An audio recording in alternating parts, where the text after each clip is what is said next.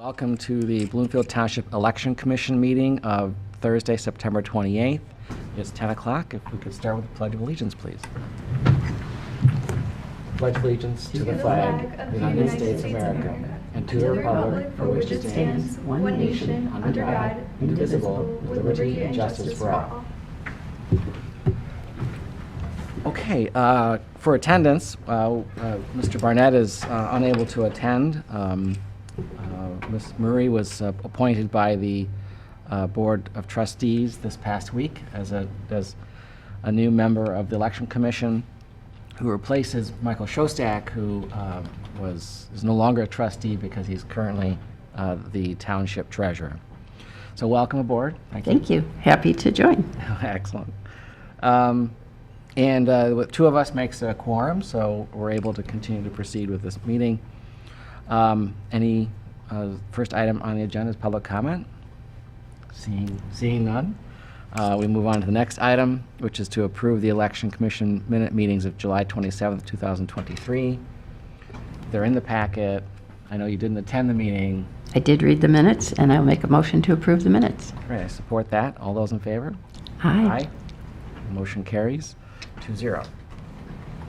Item number 3 is to review various matters that are underway with regard to elections, and cover any questions there might be with regard to these items. It's not a voting matter, but we've included in here a whole bunch of information about the work that's underway for this special election this November.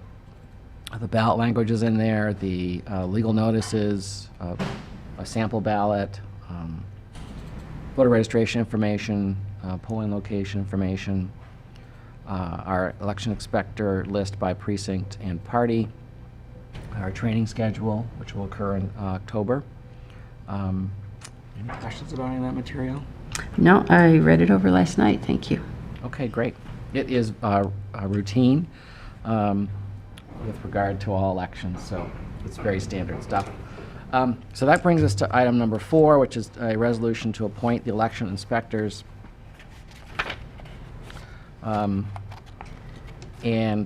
This resolution is slightly different from the prior one. The difference here is that the Election Commission at their last meeting decided that a criminal background check would be conducted on anybody who's going to work on elections, not required by law.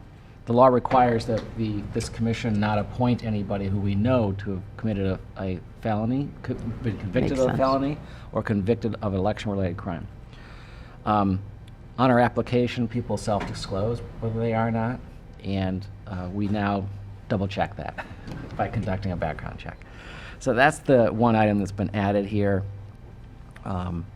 Otherwise, the Election Commission reviews these appointments. We ensure that the individuals have completed application, which they have. We ensure that there is as close a balance between Republicans and Democrats as possible in the appointments, which we've done that. In each precinct, there's at least one of each. Sometimes it's equal, sometimes it's not. Yeah, I noticed that going through the packet. Yeah, this election being a fairly slow election, actually, just as an additional background piece, we have a cadre of really experienced chairs and co-chairs. In this election, we're using those folks as electronic poll book workers or co-chairs. We're bringing in new people to work as chairs, people who haven't done it before, to give us some training and experience. Good opportunity to learn. There'll be a chair. And as you know, I just want to remind for everybody who's listening, I mean, thanks to the election inspectors, these are members of our community who, essentially volunteer to do this. We couldn't hold elections without them. No. They're really a key cog in this whole process. So, any questions about the resolution or? No, it makes sense to me. Thank you. Okay, great. So everybody on here has also submitted their background check. It has been conducted, and I believe everybody's okay.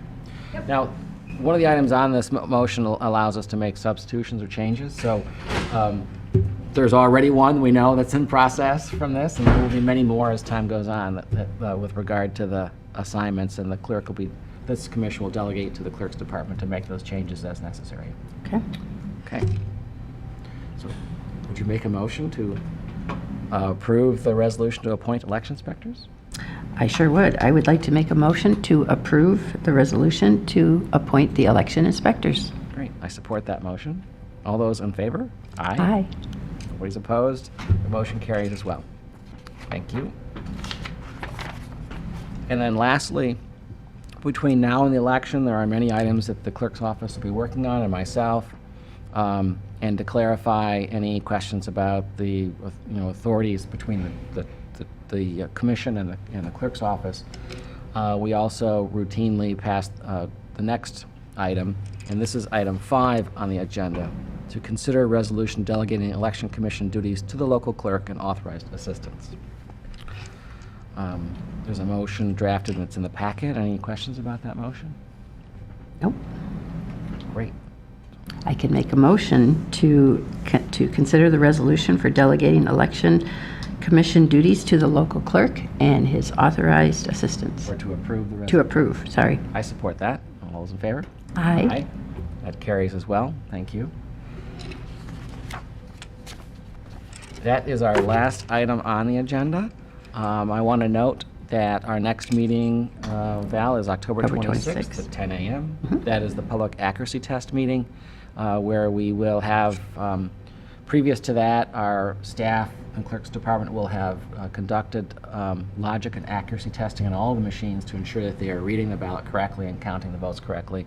We then do a public retest of one machine here at this meeting at Great. October 26th, 10 a.m. So we'll see it in action and verify in the public that, in fact, that it's operating properly.